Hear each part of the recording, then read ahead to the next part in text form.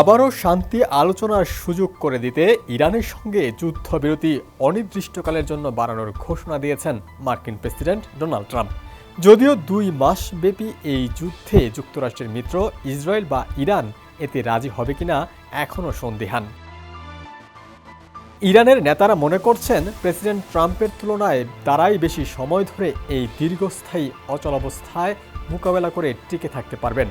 তবে তেহরানের এই কৌশল সাধারণ ইরানিদের জন্য চরম অর্থনৈতিক বিপর্যয় ডেকে আনতে পারে।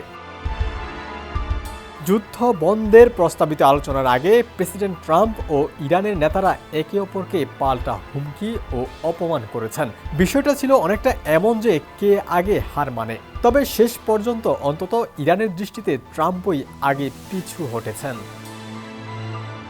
দ্বিতীয় দফার শান্তি আলোচনার জন্য ইরান বা যুক্তরাষ্ট্র কোনো পক্ষই তখনও পাকিস্তানে পৌঁছায়নি। এরই মধ্যে মঙ্গলবার রাতে ট্রাম্প ইরানের সঙ্গে অনির্দিষ্টকালের জন্য যুদ্ধবিরতি ঘোষণা করেন।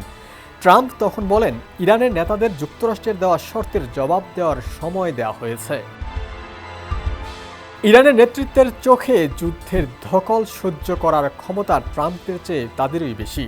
চলমান যুদ্ধবিরতির ফলে তাদের সেই বিশ্বাস আরও জোরালো হয়েছে। যুদ্ধ শুরুর পর থেকেই ইরান হরমুজ প্রণালীতে অধিকাংশ নৌ চলাচল বন্ধ করে রেখেছে। বিশ্বের প্রায় 1/5 তেল এবং বিপুল পরিমাণ প্রাকৃতিক গ্যাস এই পথ দিয়েই সরবরাহ করা হয়।